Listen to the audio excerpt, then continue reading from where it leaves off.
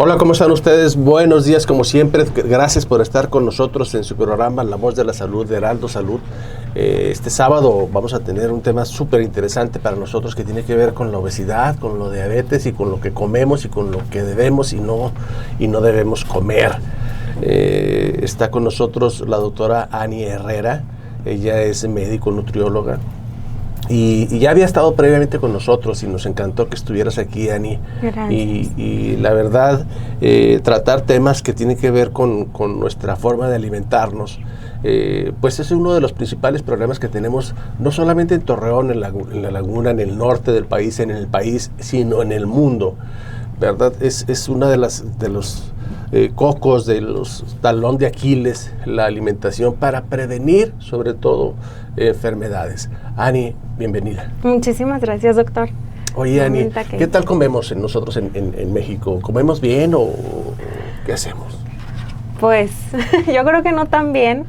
No. Y también creo que, o sea, como que muchas veces hablamos del tema de la alimentación, pero a veces se nos olvidan que hay otros factores también importantes, ¿no? Como el sueño, el ejercicio, el estrés, que son factores que a veces, pues, como que siempre le damos importancia al tema de la alimentación, y estos otros factores también pueden afectar, ¿no? Ya hemos visto que la falta de sueño puede hacer que los pacientes desarrollen enfermedades metabólicas como diabetes, hipertensión. Entonces ahí es donde también pues hay otros factores que no siempre nada más se atribuyen a la alimentación, hablando, ¿no? de sueño, a mí me pasa que en ocasiones no puedo dormir y luego bajo a la cocina. Claro. Y busco en la despensa una galleta y luego me duermo. Son hábitos así medio extraños, ¿no? O sea, dices, bueno, no puedo dormir porque tengo hambre, o ¿qué me pasa? O sea, bajo y consumo una manzana, una galleta, y probablemente eso te vuelva a ayudar en tu mente, ¿no? Por entre comillas estamos hablando, en sentido figurado, de que eso te pueda ayudar a conciliar el sueño. Es decir, sí tiene que ver no solamente lo que haces durante el día, sino también durante la noche, ¿no? Claro, o sea, de hecho los turnos nocturnos se han relacionado más con alteraciones a nivel metabólico, justo por eso, porque el ciclo circadiano, que es el que regula nuestro metabolismo a nivel de sueño, vigilia, pues más bien también se altera al nosotros modificar sus horarios. Entonces, por eso, bueno, en muchos países se utiliza el cenar temprano, cuando ya no hay luz, porque pues se supone que el cuerpo ya está en un estado que ya no requiere más, pues, hacer más funciones metabólicas, ¿no? Porque cambia completamente su proceso.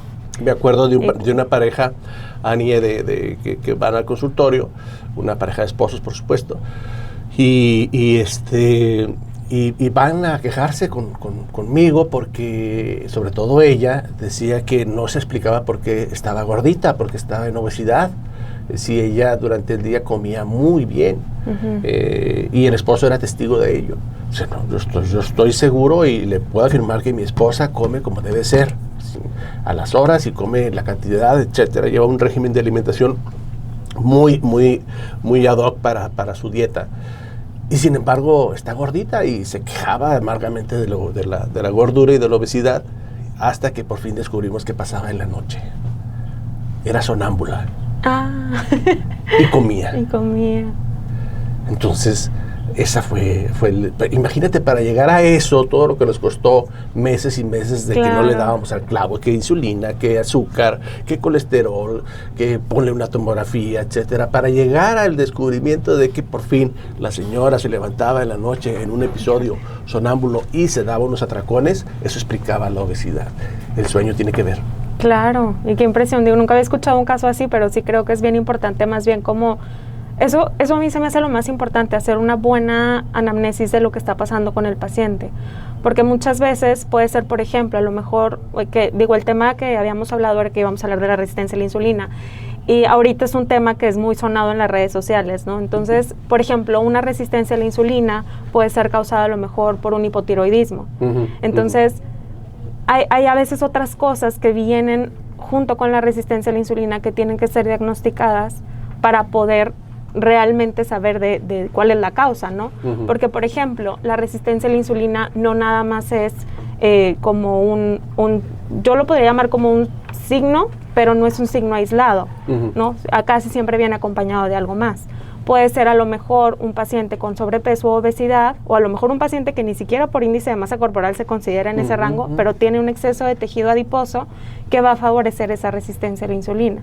Entonces, o sea, el chiste es como ir encontrando de dónde viene. Puede ser una paciente con ovario poliquístico que a lo mejor nunca se había diagnosticado, va al consultorio, es que no bajó de peso, luego empezamos a indagar un poquito más, pues a lo mejor tiene ciclos irregulares, tiene ciertos datos de ovario poliquístico, y luego ya encontramos y ya sabemos que es la causa del problema que está teniendo la paciente. Entonces yo sí creo que eso es como muy importante hacerlo a fondo, porque pues luego los pacientes ya los diagnostican, porque a veces también hay coaches ahora de nutrición o cosas así que no tienen como una profundidad en el tema, le dicen tienen resistencia a la insulina y luego no saben ni por qué. ¿Qué es eso de coaches? ¿Qué es eso?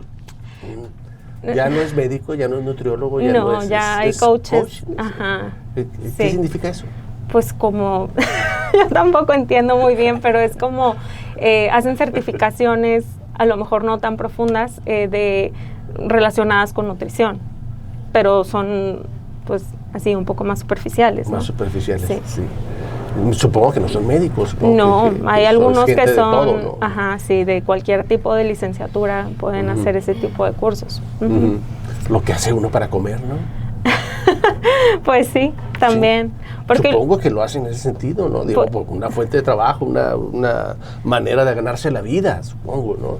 De una manera que supongo que ellos creen que no afectan, sino que ayudan al otro. Claro, es que la verdad yo creo que también el tema de el físico o la salud a veces puede favorecer mucho como el tema, ¿no?, de sacar algo de dinero, ¿no? Porque puedes venderle al paciente suplementos o puedes venderle al paciente ciertas cosas con el afán de pues de que se quede contigo, de seguir haciendo que gaste dinero, y a lo mejor pues muchas veces ni siquiera el diagnóstico real está ahí. ¿Es un negocio, ¿no?, bajar de peso a los pacientes?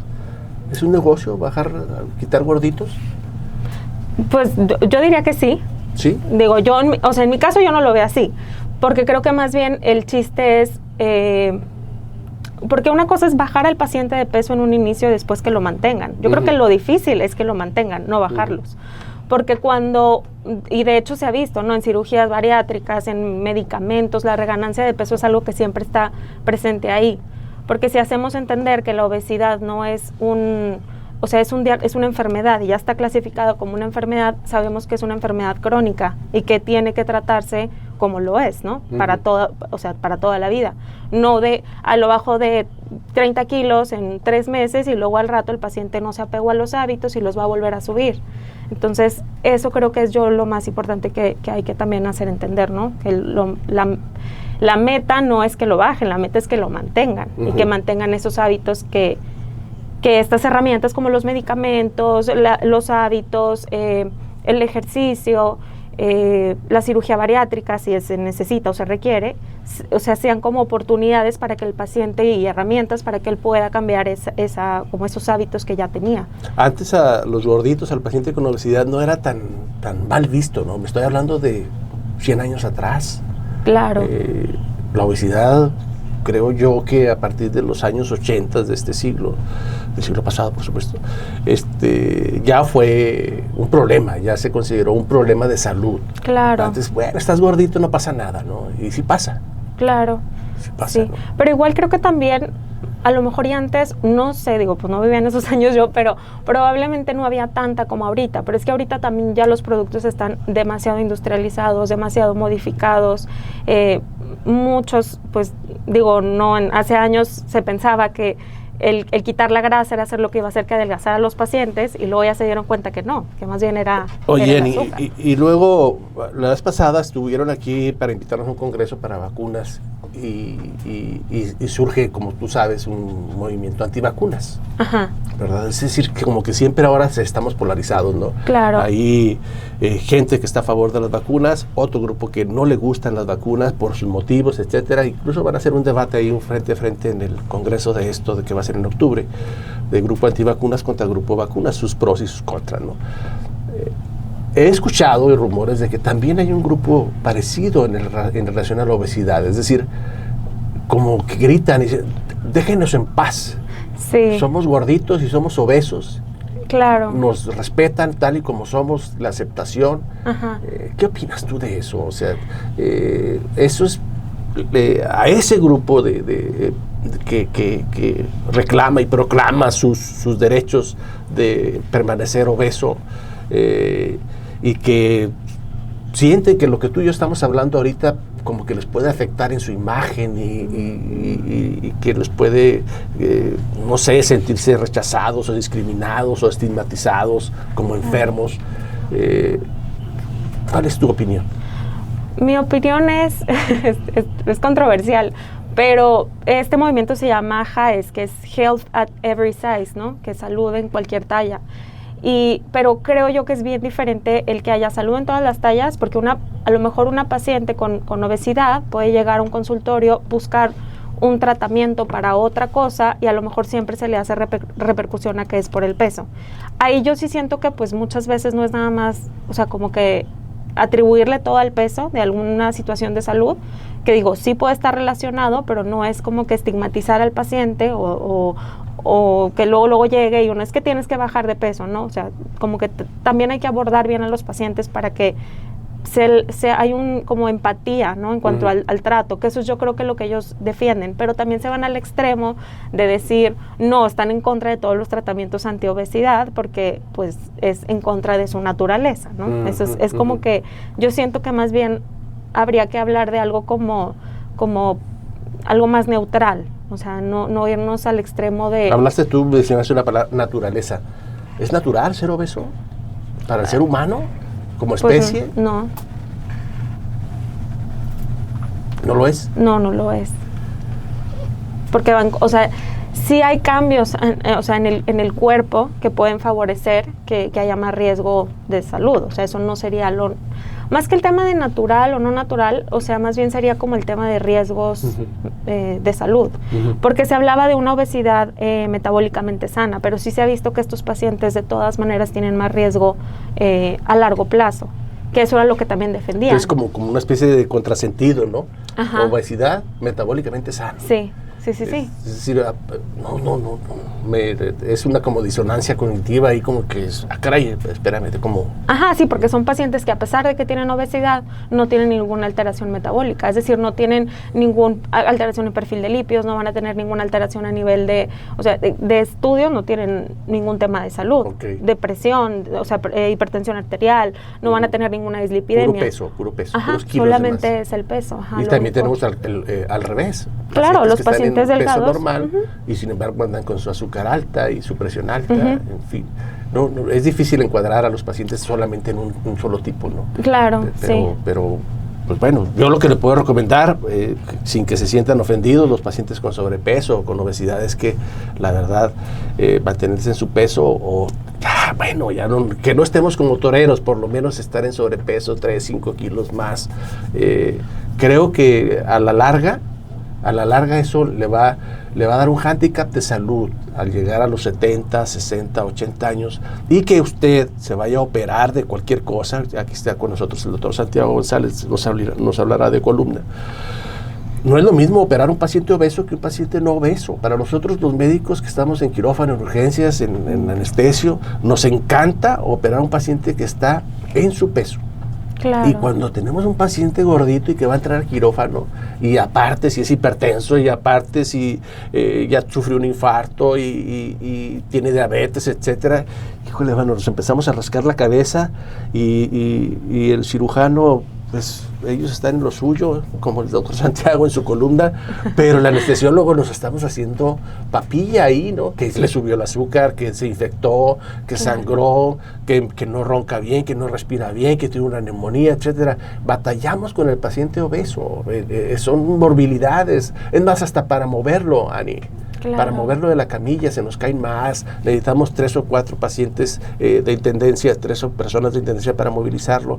Es decir, sí tiene repercusiones sanitarias, más allá del aspecto emocional o de cómo se pueda sentir el paciente atacado emocionalmente o agredido. En el hospital no pasa eso. Nosotros los médicos no vemos eso, no. Es más, ni lo pensamos, Ani. Yo no creo que tú hayas pensado en que cuando entra un paciente obeso a tu consultorio que lo veas con malos ojos o que, ay, ahí viene este gordito. No, o sea, nosotros no estamos entrenados, los médicos, el sector salud hospitalario, no pensamos de esa manera. Claro. Nunca. Pensamos en que lo vamos a bajar de peso, le vamos a evitar que sea diabético, le vamos a controlar su presión, su colesterol, para que este condenado gordito esté sano. Claro. Y tenga una mejor vida y una larga vida mejor. Sí, claro. Sí, porque sí es cierto, hay mayor riesgo de complicaciones, lo vimos con el COVID, ¿no?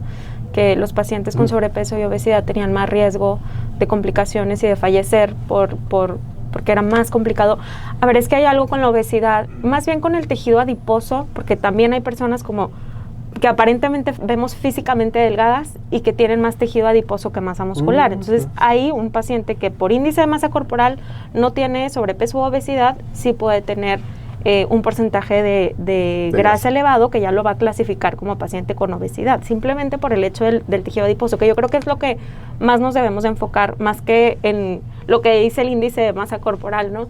Estos pacientes, el exceso de tejido adiposo es más, libera ciertas sustancias que se llaman citocinas, que son proinflamatorias, entonces hacen que el paciente tenga mayor inflamación en su cuerpo por el simple hecho de tener más grasa. Entonces eso hace diferente, ¿no? Por eso en muchas enfermedades buscamos que lo que bajemos sea la grasa, porque sabemos que la inflamación que conlleva la grasa es lo que puede alterar muchas situaciones en el paciente. Oye, Jenny, porque en la medida que vamos subiendo los años, batallamos más para bajar de peso. ¿Cuál es la explicación de eso? Híjole. Oiga, doctor, yo cuando tenía 20 bajaba la lonjita, pero en 2 semanas, 3 semanas, me ponía en forma, ¿no, Santiago? Me ponía en forma, iba al gimnasio, me ponía a correr 3 semanas, un mes y ya estaba. Y ahora ya no puedo. Además, me cuesta trabajo hacer ejercicio, la iniciativa, etcétera. Claro. Y hago el mismo ejercicio o hasta más ejercicio y no logro bajar de peso. Es que también el envejecimiento hace que todo el metabolismo cambie. El envejecimiento, aparte de que también depende de qué tanta masa muscular haya, porque también conforme vamos creciendo vamos perdiendo más masa muscular y por eso siempre hacemos como el énfasis de empezar desde jóvenes, ¿no? Que es ahorita como que ya lo que está cambiando en la cultura. Yo veo... Y aquí voy a quemar un poco a mi mamá, que en edades como... Un saludo para tu mamá. Un saludo para mis papás. Herrera, el buen pediatra de la comarca. Que como que en esas generaciones no se utilizaba tanto el ejercicio de fuerza, como que a lo mejor hacían más aeróbico o más bici, o las mujeres, ¿no? Es lo que yo notaba. Los hombres, la verdad, pues creo que siempre han sido como que más de pesas, pero nunca estuvo la masa muscular como tratando de ser estimulada de algún otro método, ¿no? Y realmente la fuerza es de los ejercicios, de los mejores ejercicios para el tema de metabolismo. A mayor masa muscular, mejores hasta para desenlaces de enfermedades. Tienen muchísimo mejor desenlace pacientes que están con buena masa muscular a pacientes que no. Entonces, eso cambia también, ¿no? Otra cosa, por ejemplo, en las mujeres, y voy a hablar más de las mujeres porque son las que veo que más batallan, en la menopausia cambia mucho el metabolismo y las mujeres se hacen más resistentes a la insulina. Entonces, la mujer siempre, ¿por qué a nosotros nos pasa todo y a ustedes no les pasa nada, condenados hombres? Sí. Como que pasan más cosas, ¿no? Claro. Que tienen que ver con la edad, con la menopausia. Y las hormonas. Los hombres sus hormonas son muy estables, ¿no? Y las mujeres, o sea, son muy, muy, muy variables durante toda la vida. Y luego llega la menopausia y el que te faltan estrógenos o sea, hace que todavía todo se complique más. Entonces, en ningún momento uno puede estar estable como mujer, al parecer. Sí. Las hormonas. Me decía una de mis hijas, decía, papá, yo no sabía, yo escuchaba cuando era, digamos, preadolescente y que todavía no menstruaba. Me decía, yo no sé por qué le dan tanta importancia a ese asunto de las hormonas. Después empezó a arreglar y empezó a vivir como mujer ya con menstruante. Dice, papá, vaya que me siento muy distinta con los cambios hormonales. Claro. Cambian de un momento a otro. Puedo cambiar mi carácter, mi forma de ser por un cambio hormonal. Nosotros no sabemos, no tenemos esa sensación tan clara los hombres. ¿Es cierto? ¿Eso pasa? Sí, es muy diferente. Pues, y creo que en todas las etapas de la mujer que pasa por cambios hormonales, es cuando uno siente lo que es ¿Sí? tenerlas, ¿no? ¿Y tú crees que el hombre tengamos que pagar por eso? Sí, y ustedes no tienen eso. les toca soportar. Sí. Claro que sí, totalmente de acuerdo. Para algo No, hemos de servir los hombres. Los ¿no? hombres no tienen menopausia. Me Ni gusta nada, mucho. ¿no? Sí, cierto. Y es que la verdad sí es cierto. O sea, por ejemplo, en el periodo menstrual, incluso antes, hasta en la composición corporal cambia, retenemos más líquido, entonces eso hace que pues luego, ay, es que subí de peso, sí, pero porque ya va a venir tu periodo y pues eso va a pasar, ¿no? Retienes más líquido, tu peso sube, entonces ahí son otras cuestiones que muchas veces pues también hay que valorar ya diferente a los hombres. Oye, dijimos que, bueno, la deficiencia hormonal, etcétera, pero eso no quiere decir que darle hormonas baja de peso, ¿no? A la mujer. O sea, si tú tratas con terapia hormonal de reemplazo a la paciente para menopausia, no la hace que baje de peso. No. Más bien, es que creo que ahí digo, porque la verdad no me voy a meter en esa parte, que yo no soy ginecóloga, no me meto como en temas de hormonas, porque pues creo que ellos son los más indicados, el reemplazo hormonal, pero sí también, pues digo, más bien también mucho tienen que ver los síntomas, ¿no? Pero sí algo bien importante es que la mujer en la menopausia, perimenopausia, sí puede tener un poco más de resistencia a la insulina por el cambio de estas alteraciones a nivel de hormonal. Entonces, estamos hablando con la doctora Ani Herrera, médico y nutriólogo, por supuesto. ¿Dónde estás ubicada, Ani? ¿Aquí dónde consultas? Mi consultorio está en la Plaza El Fresno, está ahí cerca del Parque España, por ahí está mi consultorio, así se llama la plaza, y pues... Ahí está, Plaza El Fresno. Plaza El Fresno. ¿Frente del Parque España? No, está cerca, híjole, nunca sé cómo explicarlo. Bueno, ahorita vamos a pasar Pero tu sí, teléfono. ahorita les doy mi teléfono, que siempre sociales. batallo para explicarle a los pacientes. Sí. Hablas tú de dos conceptos que creo que tú y yo los conocemos y la gente que está acá, los médicos, pues tenemos una vaga idea de lo que es, pero habrá gente que habrá que aclararle y especificarle realmente de qué se trata, ¿no? Una cosa es la insulina y el otra palabra que es resistencia.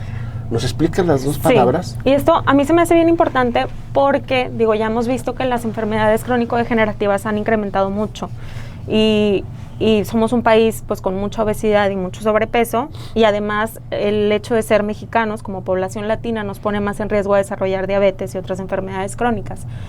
Pero la insulina es esta hormona que nos ayuda a que las células que tenemos en nuestro cuerpo utilicen la glucosa, que digo, pues aquí lo entendemos muy bien, pero la glucosa es el azúcar que ingerimos, por así decirlo, ¿no? La glucosa es como la fuente de energía principal que tienen nuestras células.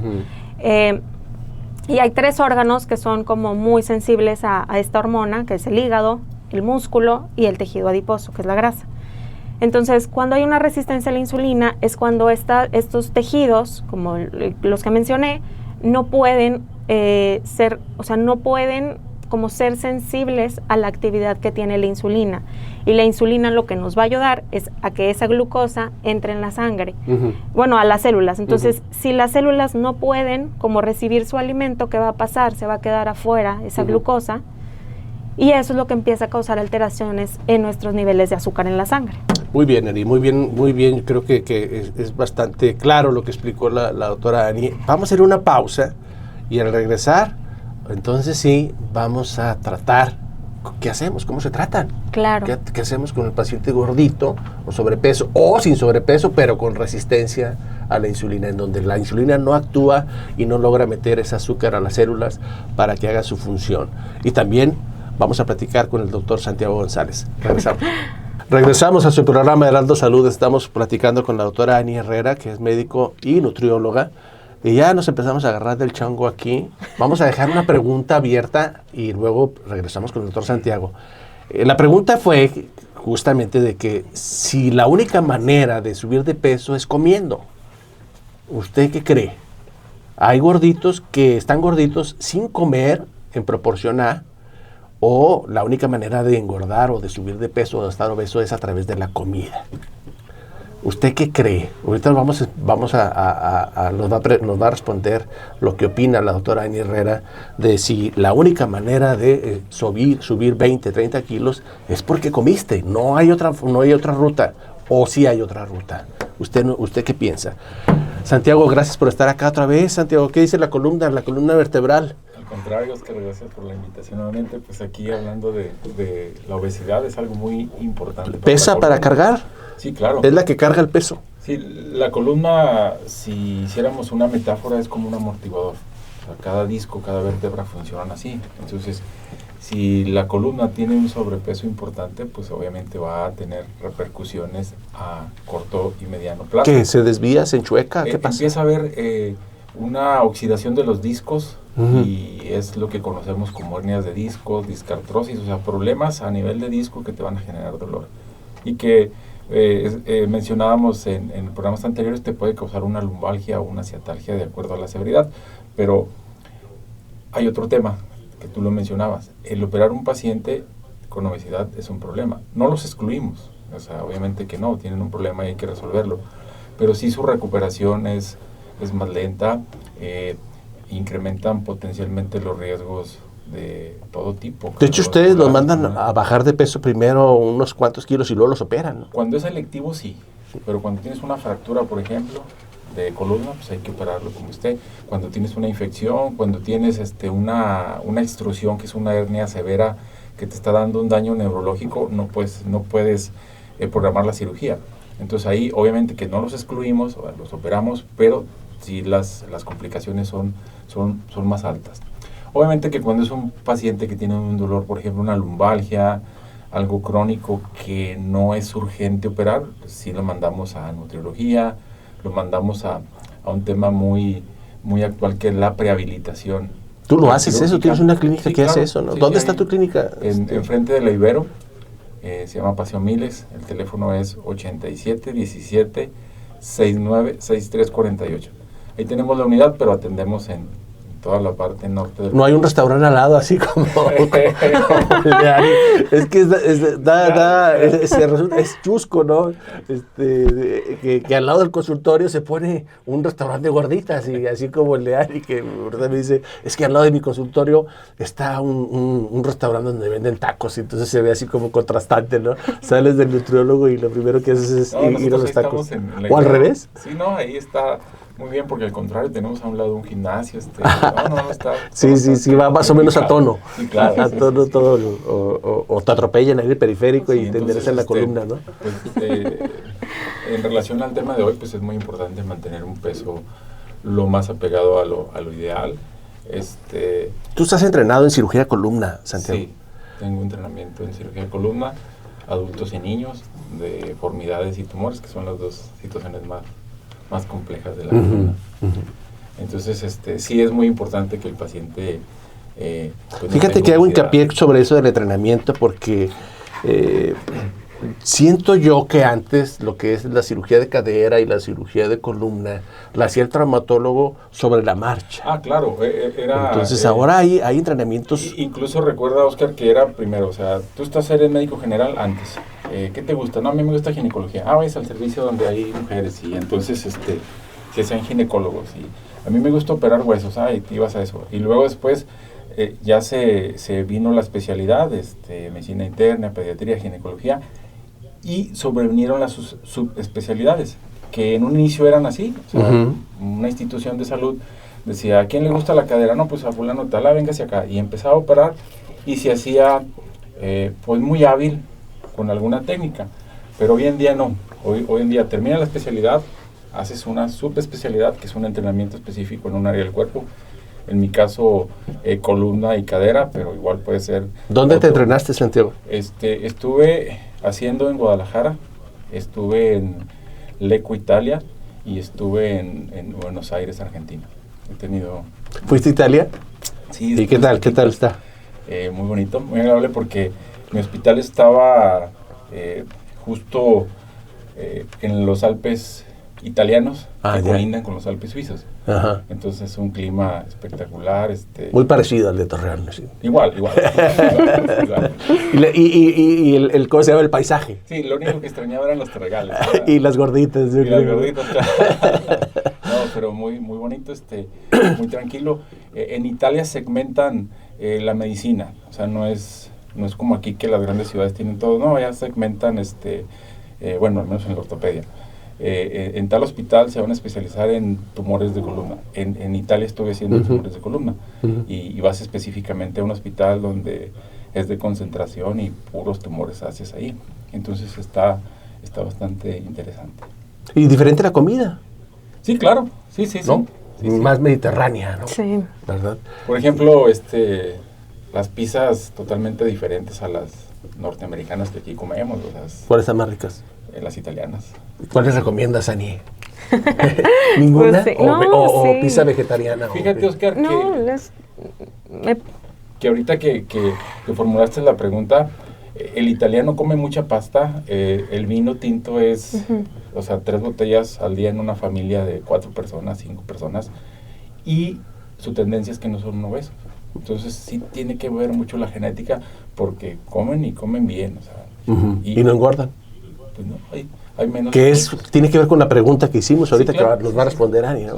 Hay gente que nos come y hasta lo que ve engorda, hasta le dicen, no, yo hasta veo y engordo, ¿no? Y hay otros que comen y parece que están huecos, ¿no? Así es. No pasa nada, ¿no? Santiago, la verdad, ¿y Argentina qué tal? ¿También te entrenaste en columna? Sí, estuve haciendo deformidades pediátricas. Estuve en un hospital que se llama Juan Garrahan. Es el hospital a nivel mundial donde más cirugías de deformidades pediátricas se hacen. Se hacen 7 cirugías diarias. Es una cosa fuera de lo habitual. En otros hospitales, Alemania, Estados Unidos, hacen 3 o 4. Ahí hacen 7 cirugías. Entonces, en poquito tiempo te entrenas bastante. Y la comida, el asado argentino, Oye, ¿dónde estás? Nos dices dónde estás consultando a la gente que está interesada en lo que haces. De la Ibero, Paseo Milex. El teléfono es 87 17 69 6348. Ahí tenemos un asistente que le orienta en dónde más podemos consultarlos. Enfrente del Ibero, por el periférico, claro, ¿no? Sí. Hacia el TCM. Es decir, antes de llegar a HB. Oye, te voy a hacer una pregunta así directa. Santiago, ¿sí la armas en cirugía de columna? Claro, sí, mira... ¿Sí la haces y claro, operas bien? Sí, mira, esto es un entrenamiento. Esto es un entrenamiento que tienes que estar... O sea, no es por azar. No. ¿Te entrenaste? Debes de tener ciertas cualidades, es obvio, pero esto es un entrenamiento. O sea, te entrenas, yo voy a 3 workshops a nivel mundial cada año, o sea, la técnica más nueva hay que ir a aprenderla del que más la hace, o sea, esto no es fortuito. Yo sé, yo soy el que más hago, el que más sé, no. No es ego, no es nada. No, hay que aprender. Sí, claro, esto es algo que hoy en la actualidad la enseñanza está tan fácil, vas y haces en un maniquí, haces en un cadáver, haces en un animal vivo, pues te entrenas y tienes que tener buenos resultados. Supongo que sí. Gracias, doctor Santiago González. No te vayas, Santiago, acompáñanos, por favor. Ya lo sabes, está enfrente de la Ibero y cirugía de columna, experto en cirugía de columna. Ani, ¿qué te parece esa pregunta? O sea, si comes, la obesidad es sinónimo de comer mucho, o hay pacientes que comen mucho y no engordan, o ya no entiendo. Es que no, o sea, si hay pacientes que a pesar de que comen una cantidad, o sea, digo, también, por ejemplo, vemos atletas que a veces comen infinidad de calorías y no van a engordar por la actividad física que tienen, ¿no? Pero también sí está mucho relacionado con la genética, también está muy relacionado hay fenotipos de obesidad, que era lo que mencionábamos en el corte, que no todos los pacientes es porque comen mucho, hay unos que pueden tener un metabolismo más lento. Okay. Y hay diferentes tratamientos, ¿no? Dependiendo del fenotipo que tienen. Hay pacientes que sí, que tienen mayor dificultad para tener saciedad. Hay otros pacientes que pueden tener como esta alteración a nivel de regulación de saciedad, pero ya a nivel cerebral. Entonces, ahí es muy diferente. Cada paciente, y también pues hay otras cosas que pueden condicionar, ¿no? Por ejemplo, si hablamos solamente de comida, pues un paciente que a lo mejor tiene un tratamiento con un esteroide y sube mucho de peso, pues realmente no es condición a lo mejor nada más de que porque comió mucho, ¿no? O a lo mejor puede ser que el esteroide le provoque ese incremento en el apetito, pero no siempre es nada más el hecho de que coma de más. Pero son la minoría, ¿no, Ani? Sí, puede ser la minoría, yo podría decirlo. Cuando hablamos de que el paciente dice, es que estoy enfermo o enferma del tiroides, o engordé porque no hice ejercicio, me fracturé, Y en ese tiempo pues dejé de hacer ejercicio, doc, o usé esteroides. Siento que todos esos factores pro obesidad o que favorecieron la obesidad siguen siendo los menos. Claro. El mayor aporte para la obesidad es la mala alimentación. Eso es lo que yo creo. Y más que cantidad, porque a veces creo que nos podemos ir por cuánto come en cuanto a cantidad, Sí, pero más bien es la calidad. Es cierto, ese era, o sea, un detalle importante, porque podemos comer a lo mejor poquito, pero un muy mal alimento, que puede a lo mejor favorecer lo mismo, ¿no? Resistencia a la insulina, puede favorecer factores que van a favorecer más el incremento de peso. Oye, cuando yo trabajaba en un instituto acá, decidimos mi esposa y yo, porque veíamos a la gente y a las enfermeras y a los médicos que todos los días llegaban con su vianda de 8 o 10 gorditas para todos, 12 gorditas, diario. Y entonces le decía a mi esposa, vamos a almorzar, y decía, no, es que no podemos estar así, pues si le entras claro, te invitan las enfermeras, entonces eres el médico sangrón que nunca quiere comer con ella, ¿no? Te es el antipático, el sangrón, el mamón. Pero pues si quieres ser, si le entras, eres muy simpático, pero eres un simpático gordito, ¿no? O sea, entras al grupo, a la manada, pero eso te cuesta, ¿no? Para entrar a la manada tienes que comer como ellos, tienes que alimentarte y tienes que llevar lo que sobra en la comida, en el almuerzo, porque lo llevan en tupper para poder compartirlo. Entonces, si alguien hizo chilaquiles, pues lleva chilaquiles. Si alguien quiere gorditas, lleva gorditas, tacos. En fin, se hace un comedor muy grande en todos los hospitales, casi diario, ¿no? Que no debería, pero se hace. Entonces decidimos comer una sola gordita diaria. Y dije, no, esto no nos va a subir de peso. No, ¿cómo no? ¿Cómo no? En 6 meses teníamos 5 kilos de más. Y parece ser que una gordita diaria no te sube de peso. Sí lo hace. Claro. Sí lo hace, ¿no? Bueno, pero también creo que igual también hay que evaluar muchos factores. Por ejemplo, si durante ese tiempo el sueño, cómo estaba, otras alteraciones que también se suman, porque sí, la verdad, a veces parece, el sueño no es importante, pareciera ser, y hay pacientes que luego evaluamos y simplemente esa falta de sueño puede alterar, porque se altera también el cortisol, otras cosas que ya pues ya son... O sea, estoy entendiendo que el insomnio te favorece la obesidad. Sí, puede favorecer también. Sí, más riesgo también de eventos cardiovasculares. Sí, porque se han hecho muchos estudios en pacientes que tienen turnos nocturnos. Y eso es donde se ve que no es lo más apegado a lo fisiológico, el tener turnos nocturnos. Y también otra cosa, aparte de eso, pues es que también la alimentación o la comida es una forma de conectar socialmente. Entonces sí, eso pasa mucho, que a veces la gente pues se siente como más de pertenecer a nivel de la comida. Y pues es algo que a veces no podemos eliminar, ¿no? Que es parte de conexiones sociales que puede haber.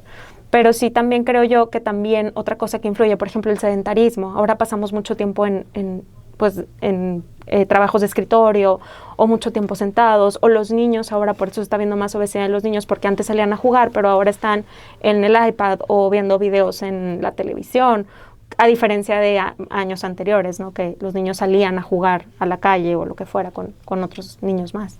Entonces eso es lo que a veces puede pues cambiar un poco también. O sea, son muchos factores los que influyen. Estabas platicando con la doctora Dani Herrera, entonces ya nos explicaste tú el fenómeno de resistencia a la insulina. ¿Qué hacemos ahí? ¿Hay que tratar al paciente, darle medicamento? ¿Hay que darle algunas recomendaciones? ¿Cómo se diagnostica la resistencia a la insulina? La resistencia a la insulina se puede diagnosticar. Hay varios métodos, algunos más o económicos, otros más costosos, algunos más específicos. Por ejemplo, podemos diagnosticar resistencia a la insulina hasta valorando triglicéridos, glucosa o triglicéridos y colesterol HDL. Pero esto pues no me voy a meter mucho porque pues, son más términos paramédicos también. Pero por ejemplo hay otro que es el OMA-IR, que es el índice de resistencia a la insulina. Y tiene un punto de corte para 2.5, a partir de 2.5 para arriba, así se saca con una fórmula matemática y ya sabemos que el paciente es resistente a la insulina. Y luego hay otro, que ese es el más novedoso, el más nuevo y un poquito más costoso, que es el Guantose IR. Y lo que hace es que no se basa tanto en la glucosa, se basa más en 3 metabolitos y en la insulina, y podemos identificar si el paciente tiene riesgo de disfunción de la célula beta. La célula beta es la célula que tiene el páncreas, que es la que produce la insulina, porque va a llegar un punto en el que como cuando hay resistencia a la insulina, el cuerpo produce más insulina pensando que no se está produciendo suficiente. Entonces empieza a producir más y produce más hasta que llega un punto en que la célula beta, que es la célula del páncreas, dice ya no puedo más, y ahí es cuando empezamos a tener alteraciones ya en la glucosa y ya puede haber una prediabetes o una diabetes. O sea, resistencia a la insulina no es que seas diabético. No. Y de hecho no todos los pacientes con resistencia a la insulina van a desarrollar diabetes. ¿Por qué? Porque puede haber resistencias a la insulina transitorias. Y también hay pacientes que tienen más riesgo a otros, que es lo que mencionaba. Hay pacientes que a lo mejor no tienen una resistencia a la insulina tan marcada, pero sí tienen un riesgo mayor a la disfunción de la célula beta. Entonces, ahí es como, pues, no es por la resistencia a la insulina, más bien es que yo sé que ese paciente tiene más riesgo a desarrollar prediabetes y diabetes si yo no hago un tratamiento oportuno y a lo mejor un poco más agresivo.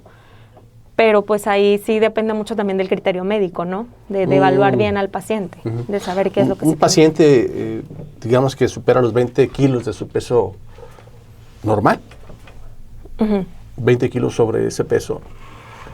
¿Cirugía bariátrica o nutrición, Ani? Es que también ahora, por ejemplo, están entrando los medicamentos para pérdida de peso, como los análogos de GLP-1, que ya algunos ya se comparan su eficacia con una cirugía bariátrica, porque muchos pacientes a lo mejor le tienen miedo a la cirugía y es una buena alternativa, ¿no? Que eso pues también no es como que nada más o cirugía o nutrición, pero sí ya a partir de de índice de masa corporal, porque este sí se va por índice de masa corporal, a partir de 30, cuando ya entra en una obesidad, el paciente si ya tiene una comorbilidad, ya entra como también para cirugía bariátrica. O para farmacoterapia, o sea, yo ya sé que el paciente con solo dieta y ejercicio no va a ser suficiente. Entonces, ahí sí es mucho de valorar. Por ejemplo, en pacientes con sobrepeso, si tienen una alteración como diabetes, hipertensión, pues ahí pudieran ser candidatos también a una farmacoterapia. Pero sí es mucho de individualizar al paciente, no nada más es, pues, ya cirugía bariátrica o ya medicamento o ya, ¿no? El sobrepeso como tal, puro sobrepeso, sin llegar a la obesidad, ¿se trata con bisturí? Si hay una comorbilidad, se puede. O sea, se debe de evaluar muy, muy bien si el paciente sí pudiera ser como que ese, y también dependiendo cuánto tiempo, ¿no? Cuánto tiempo lleva en el tratamiento nutricional. Si ya hizo dieta y ejercicio y de plano vemos que no hay efecto, pues ya se hace otra intervención. Oye, Ani, ¿por qué estos rumores de los pacientes que se corren entre los operados y de la cirugía bariátrica y luego... Porque hubo como un boom, ¿verdad? Que se operaban muchos. Sí. Muchos optaban por esa ruta. Y después, a los meses y al año, es que se le cayó el pelo. Se le aflojaron los dientes. Claro. Y se hizo muy delgadita y se demacró. Y su piel, ¿son efectos de la cirugía propiamente bariátrica, del bisturí, o ¿a qué se debe eso? Es que, a ver, las cirugías bariátricas, dependiendo también de cuál es la cirugía, obviamente hay más riesgo de déficit nutricional que otros. Por ejemplo, una manga a lo mejor no va a ser tanto riesgo como un bypass, ¿no? Porque ahí cortamos una parte que va a influir en la absorción de ciertos nutrientes y ahí es diferente. Pero también...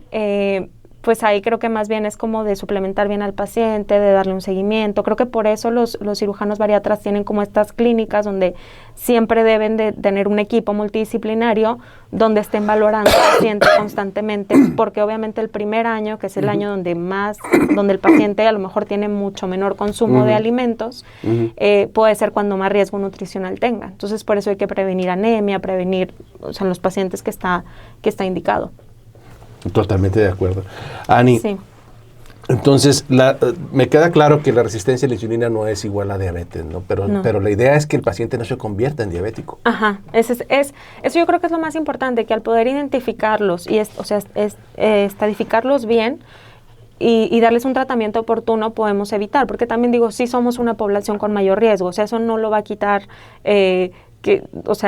porque pues muchas veces obviamente hay situaciones en las que el estar haciendo el cuantose pues sí es muy caro, o sea, en comparación de un OMA, pues obviamente ahí decimos, pues bueno, igual y o sea, estadificarlo bien, tratarlo y tratar de prevenir que se vaya a complicar, ¿no? Porque sí he tenido pacientes que habían resistencia a la insulina, y luego después regresaron, porque ya regresaron con la voluntad de querer cambiar, y luego ya el diagnóstico en la siguiente consulta, después de un año, ya es una diabetes. Pero porque también, pues, ya depende mucho del paciente, ¿no? De si él quiere hacer esos cambios o no. Oye, ¿y el apego a la nutrición? ¿Se apegan los pacientes a la comida, a lo que tú les indicas? ¿O es una parte corta, efímera de 3, 4 semanas y después ya lo dejan? Algunos sí y otros no, pero también... Dicen que los pegan en el refrigerador las dietas y que tienen un chorro ahí con un imán. También, eso puede ser otra opción. Pero también depende mucho del tipo de alimentación o del plan que se les indique, porque si se les mandan planes muy restrictivos, pues obviamente se van a pegar un tiempo y probablemente después ya no. Si se le educa al paciente y se le enseña a comer, que eso yo creo que es más importante que a lo mejor darles un menú, o sea, o darles un plan temporal, ellos van a poder tener como herramientas para poder modificar, ¿no?, sus alimentos. Y eso aquí en Torreón yo conozco un restaurante que es muy famoso y enfrente está uno de dieta saludable, ¿sí? Nutrición saludable, comida sana, jugos verdes de zanahoria, energéticos, etcétera, y paninis vegetarianos y veganos, etcétera. Y en contraste del otro lado, salen motos y motos de esos de, ¿cómo se llama?, de Rapid, cargados de gorditas y van y salen y entran, y está atiborrado de personas, de gente. Incluso yo he ido ahí, he ido a los dos. Y por eso me doy cuenta, digo, caray, por cada 100 personas allá entra uno. Claro. ¿Qué hacemos? O sea, y pienso, todas esas motos que van de Rapid, ¿a dónde van? Porque van cargadas de gorditas y van cargadas de chilaquiles y de chicharrones y de mucha comida, más los que estamos ahí. Y el otro restaurante, muy bonito, muy acogedor, muy amigable, con poca gente, de la comida sana. ¿Qué hacemos? Híjole, es que ahí sí está bien difícil, la verdad. Porque, pues, obviamente, es lo que decía, o sea, los hábitos de los pacientes no se cambian de la noche a la mañana. Y eso yo creo que es lo más importante. Por ejemplo, lo que me decía de que, pues, bueno, los mandamos a cirugía bariátrica o les damos el tratamiento farmacológico, sí, pero si no hay un buen cambio en los hábitos, tanto de alimentación como de nutrición, de ejercicio, el paciente va a volver a reganar el peso. Eso es lo que pasa. ¿Cuántos pacientes no hay de manga gástrica, a veces bypass, que vuelven a reganar peso? Claro. Y es por eso, porque luego comen poquito, pero se comen, pues, las papitas que tienen su capacidad, ¿no? O comen poquito, pero se comen, pues, cosas que realmente no los van a nutrir. Entonces, ahí yo creo que más bien es, pues, mucha educación. La verdad, yo creo que es lo que nos falta, educar mucho al paciente, más porque, pues, si lo vemos como algo temporal el cambio, pues van a empezar a ver como estos rebotes, ¿no? De que el paciente baja de peso y luego vuelve a subir y luego vuelve a bajar y luego vuelve a subir. Entonces, más bien es eso. Y otra cosa que ahorita me acordé, los jugos no son tan saludables como pensamos, ¿no? Los jugos es que tú dices, bueno, de un jugo verde, de un jugo de zanahoria a una Coca-Cola, ¿cuál es más sano? ¿Qué es mejor? El jugo verde, si es de puro así verdura, pues sí, pero luego le ponen manzana, mango, naranja, y ahí ya sube mucho la glucosa. A veces hasta la cantidad de azúcar que tiene un jugo de naranja con una Coca-Cola, a veces ahí se dan. En lo mismo. Oye, ¿y los niños qué tal? Nos queda un minuto. Ay, los niños, pues ahí sí cada vez vemos más pacientes con resistencia a la insulina, más niños. Bueno, antes de que se acabe el tiempo, los datos de resistencia a la insulina creo que es algo bien importante. Manchitas en el cuello, axilas o ingles, que se llama acanthosis nigricans. Puede haber también pacientes que tengan algunas verrugas que se relacionan con resistencia a la insulina. Pacientes que después de a lo mejor de una comida con mucha cantidad de azúcar puedan así como que sentir mucha fatiga. O a veces pueden tener así como mareos, porque a veces puede haber hipoglucemias después de una comida con alta cantidad de azúcar. Entonces hay como que datos por si tienen alguno así. Datos clínicos. Que pueden gracias, Ani. Santiago González, gracias por compartir lo que sabes. Entonces, ¿en dónde quedamos que estás? Frente de la Ibero, teléfono 87 17 69 6348. Ya está, lo busca en redes sociales, por supuesto, lo vamos a retransmitir. Y Ani está al lado del Parque España en los aspectos de nutrición y de medicina. Gracias, como siempre, a usted por acompañarnos. A pesar de esta tosecita, gracias. Nos vemos el próximo sábado con otro tema de Heraldo Salud. Pásela bien.